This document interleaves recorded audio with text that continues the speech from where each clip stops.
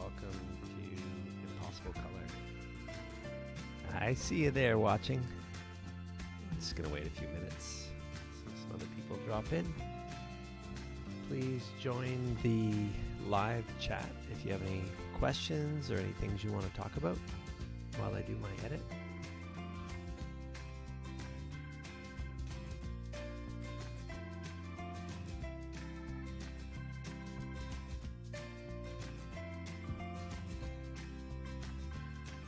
Okay, gonna get started here. So this is an image that I did edit once before, but I wasn't terribly happy with the result that I got, and I think I've got a lot more experience since then, so I'm gonna take another crack at it. So I shot this photo pretty quickly, and my horizon is off. I wasn't very zoomed in or anything, but I didn't want to miss the moment. First thing I'm going to do is just correct that horizon. Just use the straighten tool up there. And this is really not an interesting photo because there's so much of it that's not really adding anything to any story. So I'm going to start cropping it in.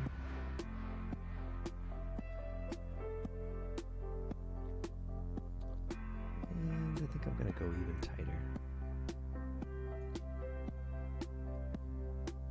I want to leave a bit of movement in front of my subject. That's always a good idea when there's an object or subject that has some motion and they need some space in front for them to go to, some action potential.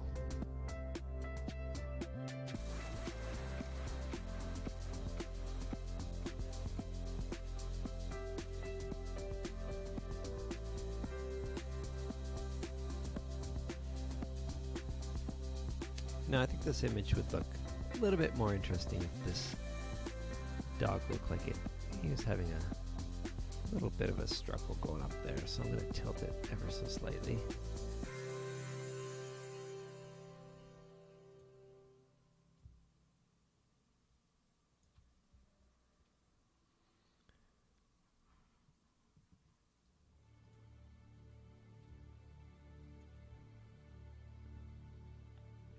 And that crop looks good for now. I can always jump back in and alter it later if I want. So these are my old edits, but I'm not going to do much with those now. I'm going to turn my camera profile onto camera neutral. This is the way that I shot my photo to begin with, so I'm going to get predictable results.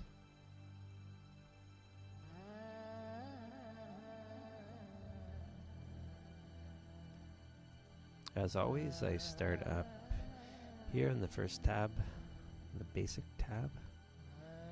Let's have a look at the white balance.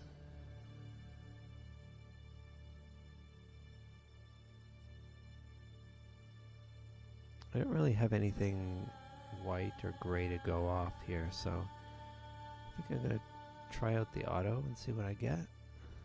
Maybe work through some of these different settings. It was kind of a cloudy day. That's looking far too warm. I think daylight's pretty close, but I'm going to tweak the temperature here.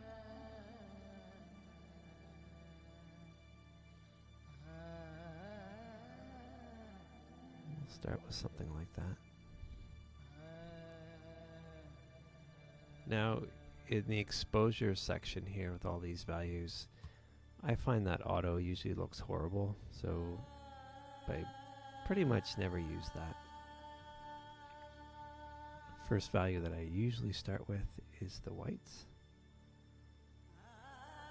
So that opens up the image quite a bit, but it also introduces some issues with the highlights. But those are really easy to just take down a little bit.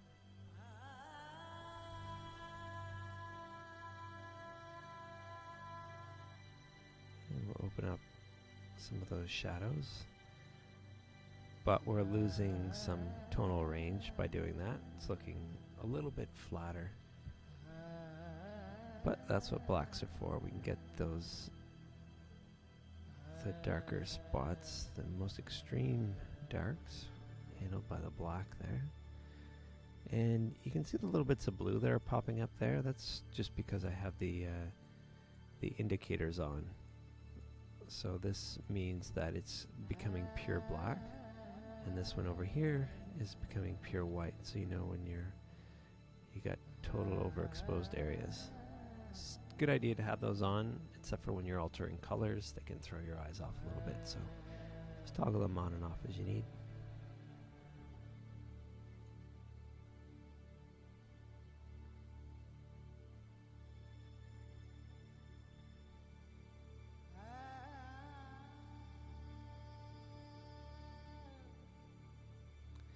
Now, if you've played around with these sliders before, there does seem to be some kind of an issue. Sometimes the highlights, when you move them down, they can flip to more and then less and then more again.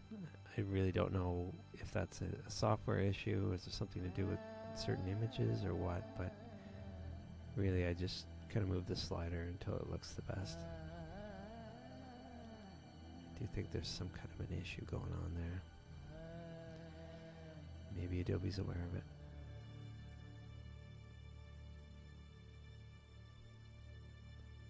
So now I'm going to increase the clarity. I do love all the textures in this image. So I'm going to exaggerate that quite a bit. Don't want to go too extreme or the image looks artificially processed and just way too rough. I'm going to push it about 40 there. I would never do this for a portrait of a woman. I find it makes the skin a bit too harsh. Perhaps somebody who was older had a lot of interesting wrinkles or something like that.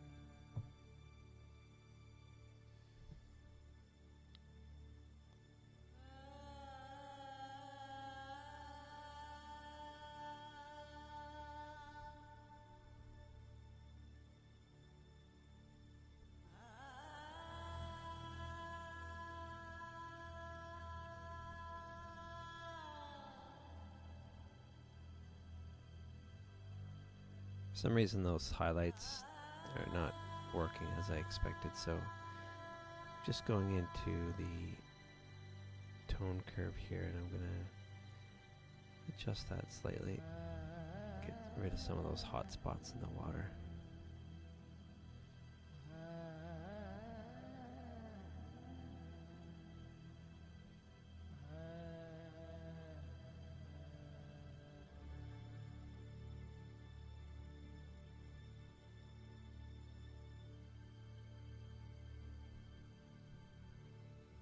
So again, if you're just joining the channel and you want to chat with me live as I edit, you can jump into the chat.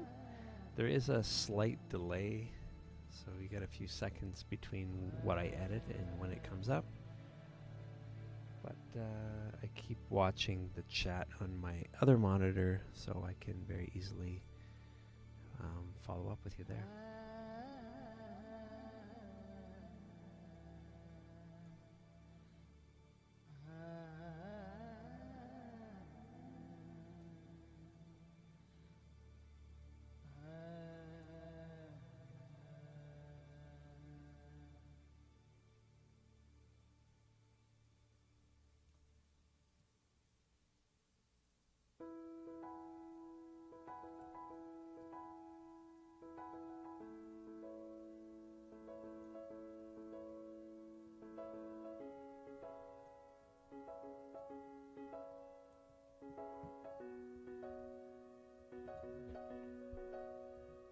Now for the saturation.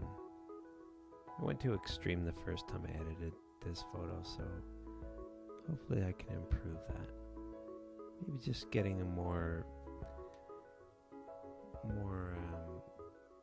complementary colors as opposed to just saturating them too much. So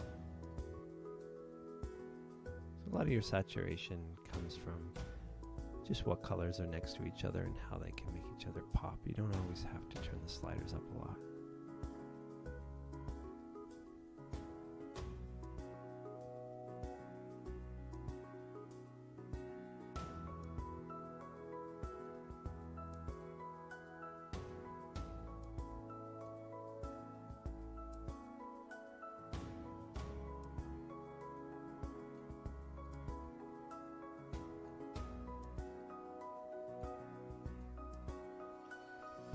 And now for the luminance, these are the tonal values per color.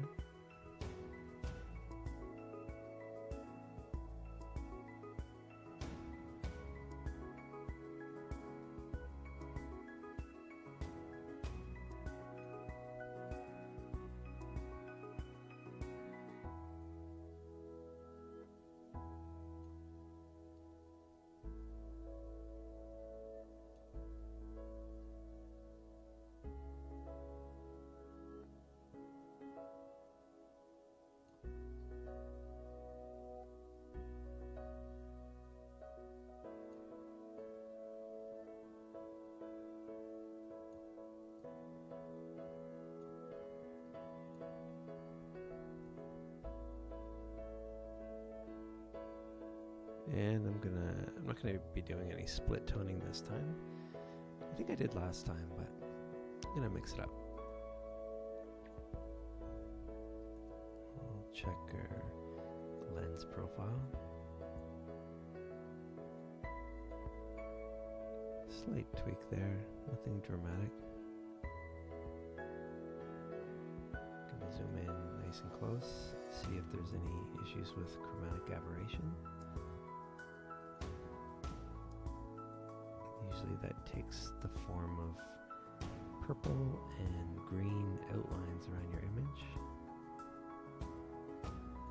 If you ever want to move around your image easily, you can hold down the space bar on your keyboard and you get this little hand that pops up. That can make your life a little bit easier. And you can always right click for other options as well.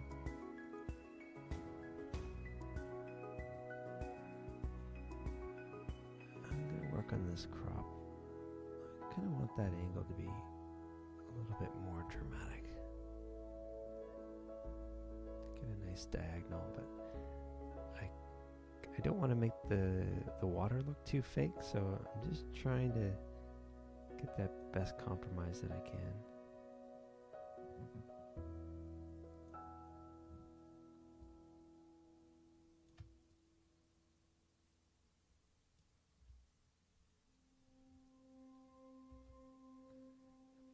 And as I do that, I'm paying close attention to different areas in the background. You never want to have an object that is just starting to appear, like either make it there or not there. Don't having just a little hint of something along the edges, I find makes your image look a lot weaker.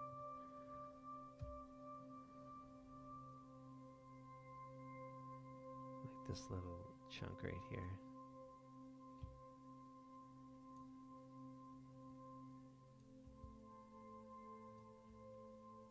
And one thing that I'm also doing is I'm trying to allow for the same amount of space here as I am here, so it gives a nice natural border.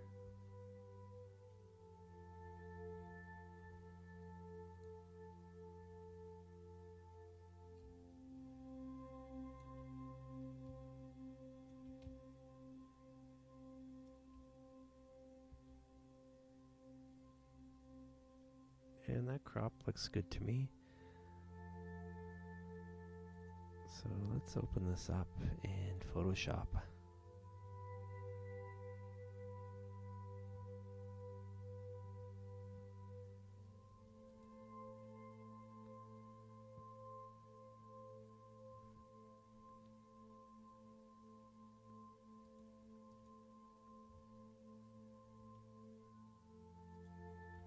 I've got a little bit of an issue that you often get with animals is a lot of darkness around the eyes.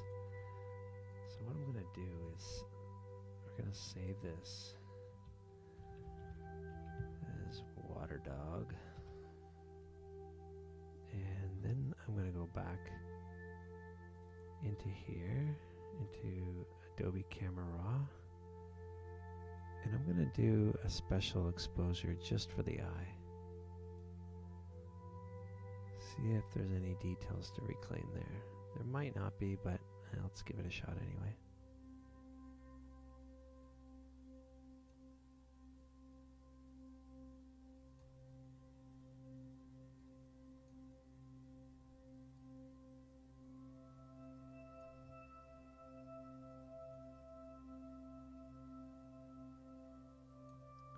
A slight little bit of detail there. It's not a lot to work with, but it might do something. So I'll open that up.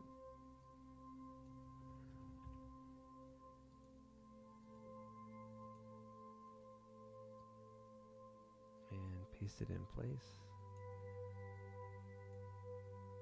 And then I'm going to add a mask on there. You can make a mask on any layer by clicking this little guy here.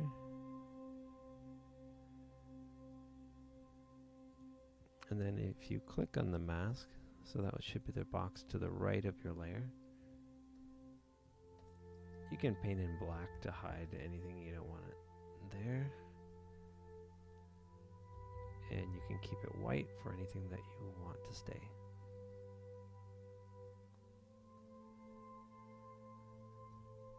Yeah, this might be a waste, but let's see. Yeah, it adds a little bit more to the eye. Ideally, I could have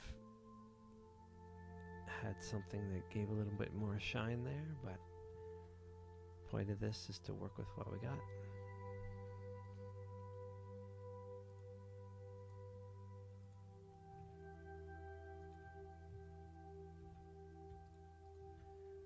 Okay, now we're going to adjust some colors. So we'll go to color balance, and we'll start with our shadows.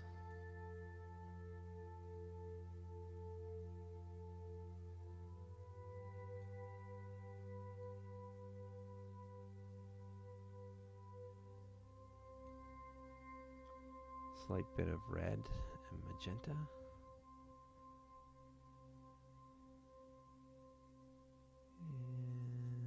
Bit of blue as well for the mid-tones.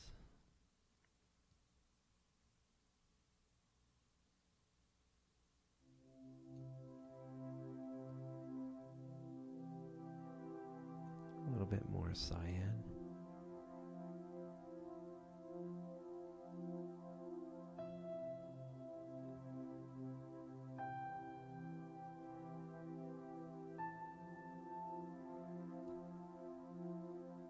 Slight bit of yellow.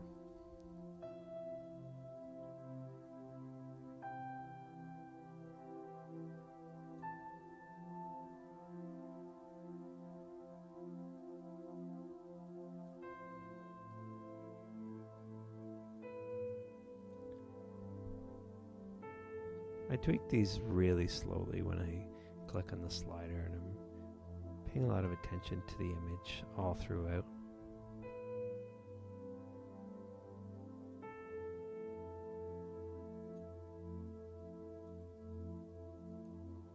So color balance is good for getting an overall picture of your image in terms of your light and neutral and your dark. But really it's a good idea to do some fine tuning with another adjustment layer for selective color.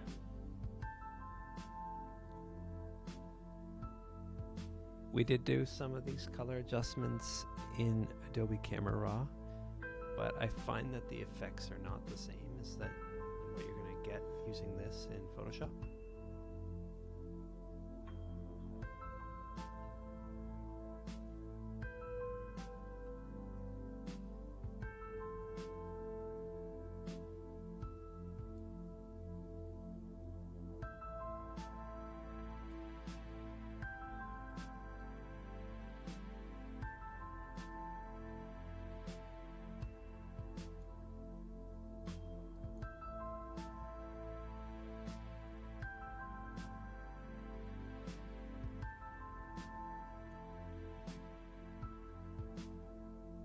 going to close that out and see what that change did so far. I think it adds quite a bit more vibrancy to the reds of the fur.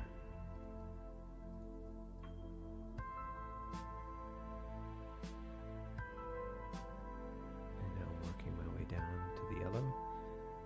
You work your way through every color with that drop down.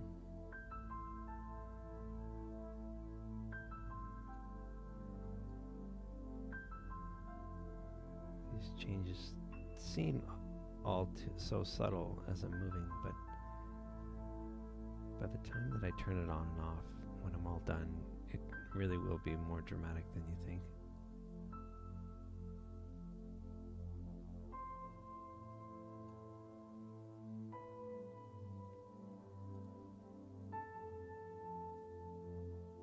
The quality really is a test of your patience.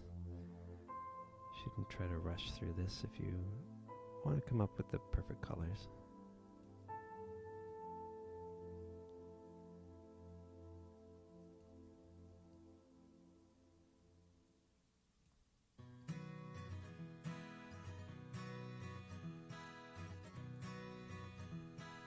If you're ever wondering what colors you are affecting, you can go down to the black and just kind of go to the extremes here.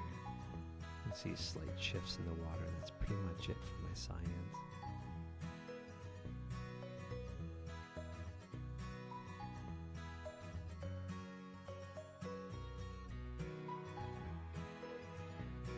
Not a lot of change there, so let's just move on.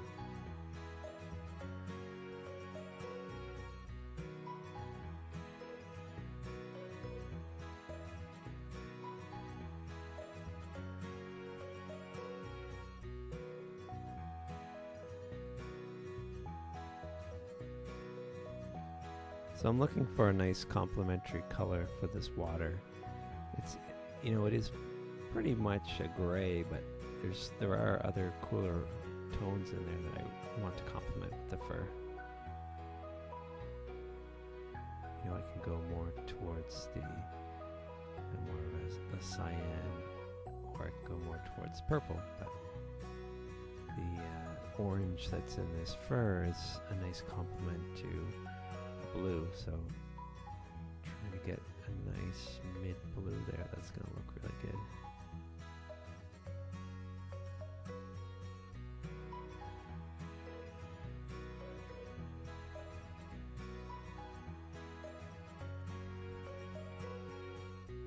Magentas, nothing's going on there, so just leave that all at 0.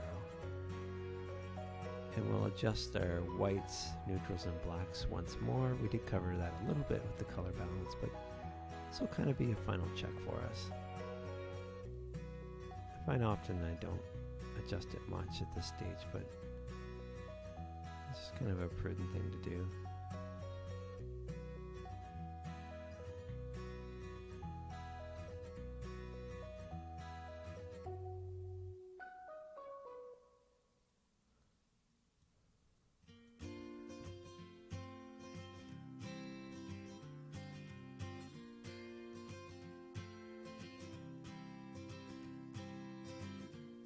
That actually did work out a little bit, improving the water.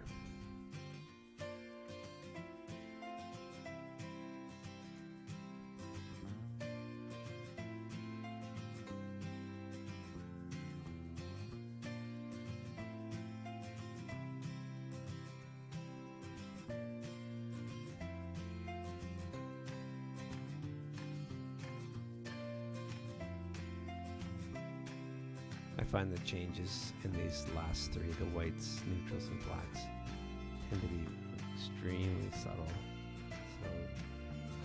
So you're only going 1 or 2 off of 0.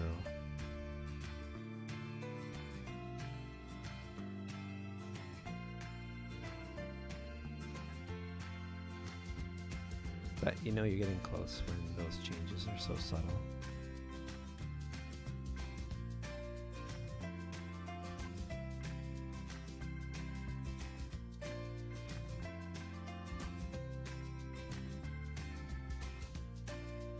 Okay, let's have a look what the color changes are going to be. going to select both of those layers and then go New Group from Layers. Group that into a folder called Color. Now if you turn that on and off, you can see a lot more interest. Got a nice relationship going on between the green and the water and the orange and blue of here. It just feels like a much more interesting palette. And there is more saturation, or the illusion of it, coming through without really making anything super artificially vibrant. It's just that relationship between the colors is so tight that it makes everything look good when next to each other. So I'm pretty happy with that. So I'm going to merge those together. Merging is really easy if you just select any two layers or a group and a layer, and then you can just go Control E.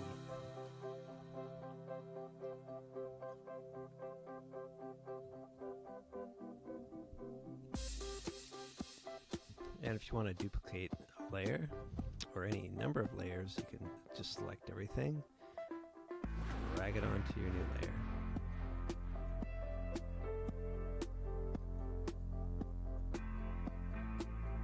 So we got a little bit of noise. In this image. So I'm going to go to Filter and the free Cmyk collection and Define 2. Define 2 is the noise reduction tool that they give away for free.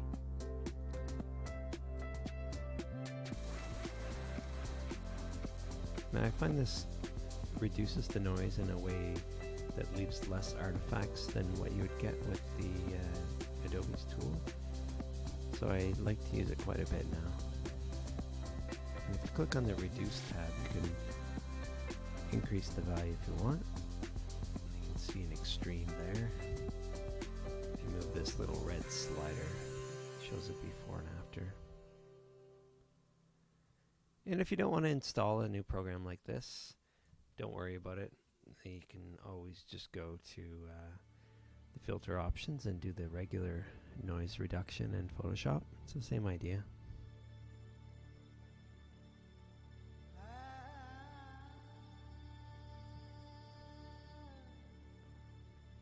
And the final stage, final step that I always do is the Sharpen.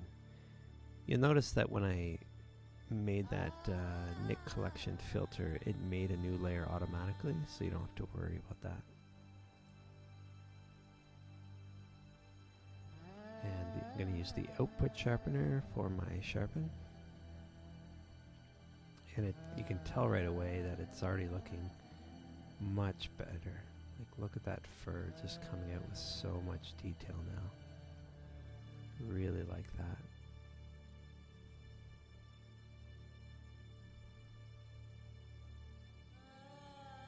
Just pops so much more if I turn that on and off.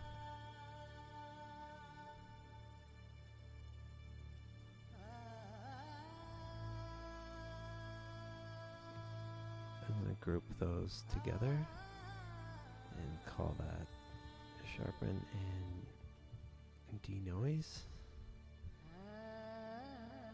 So you can see the before and after of that.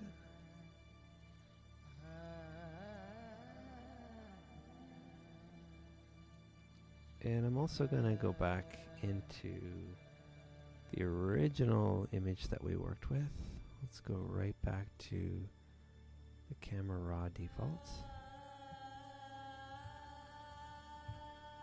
Control X, Control A to select everything, and Control X to cut it out. And then you can paste it on top with paste in place. Paste in place means it'll be the exact same spot. You don't have to worry about moving it around.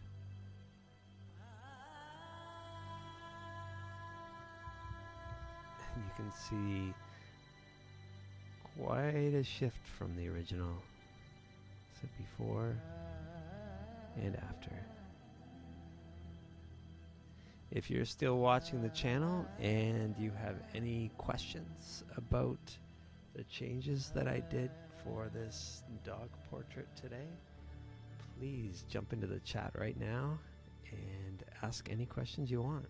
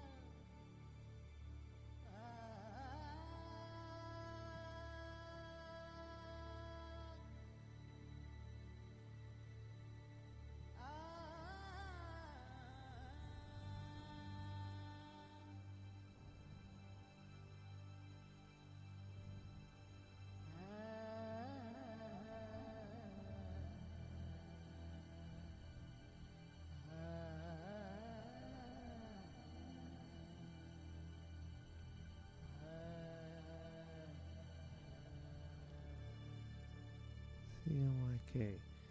So David Venish asks, hello, just wondering why you used Cmyk for the selective color. No problem.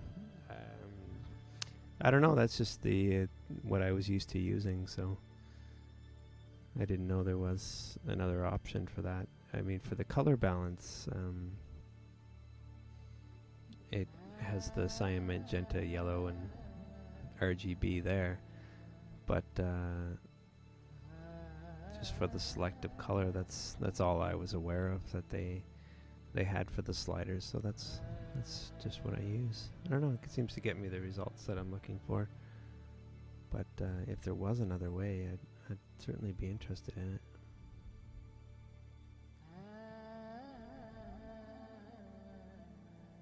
Best of my ability. The great thing about Photoshop is there's always so many different ways of accomplishing the same goal. I usually try to get the best of Adobe Camera Raw and Photoshop together. Some people do all their spot adjustments in Camera Raw.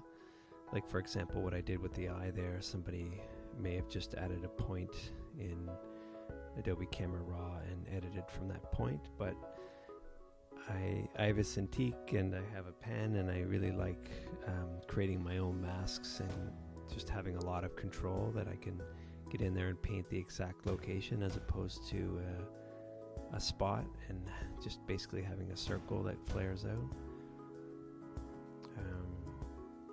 One other thing that I might also do is, let's say if I did my Sharpen, I would add a mask onto there, and when I have more time, I would just go to my paintbrush, and anything that's in the background, just set it to a soft brush, and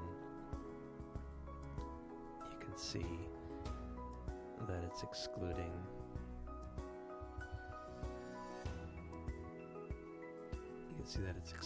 the Sharpen from all these areas. And this can be really useful when you have more time to make your subject pop out. I'll just do it quickly now to show.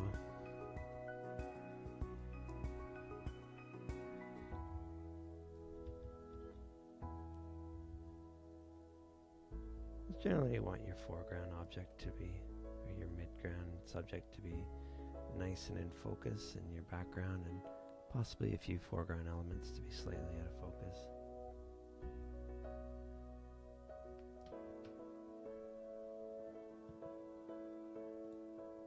And you can turn that mask off by hitting the backslash on your keyboard. And you can see the effect of putting on that layer mask, how sharp all the water is back there. And when I enable it, it just keeps it nice and blurry and keeps the focus on your subject. I think it would also be a good idea if I took a few of these. Oops. I took a few of the rocks up front and also made them. I don't know what I just did there. Yeah, I took a few of these rocks up front and made them slightly out of focus as well. Some people are pretty sensitive about making foreground objects out of focus. I think it's a style thing. I usually like to have at least one foreground element that's not in focus, but usually I get that through the lens itself. And since I'm in here, maybe I will get this looking really good.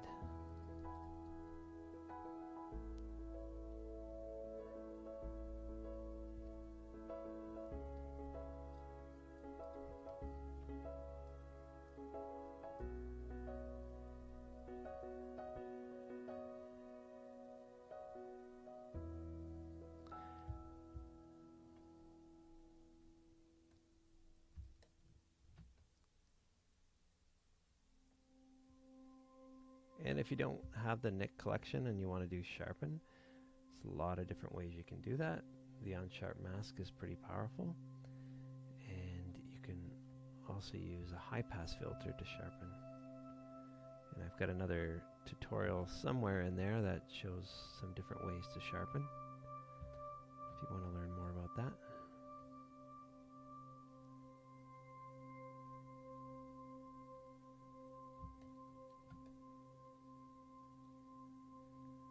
And my stylus that I'm using is pressure sensitive, so I'm kind of going lighter in these areas closer to the fur, because I don't want to completely get rid of those areas.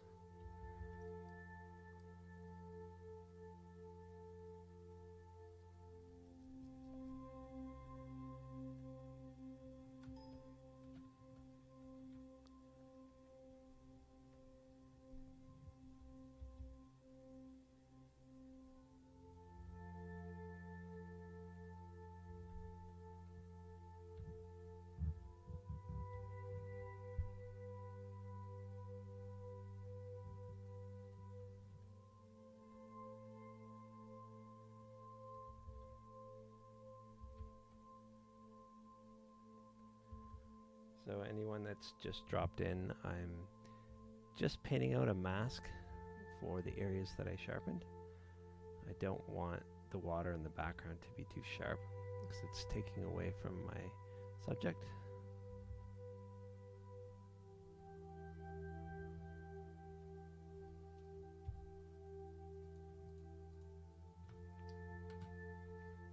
So let's enable the mask and disable it so you can see the difference. All this sharpness here is now gone and adds a lot more focus to my subject. So that's pretty much all I have for this image.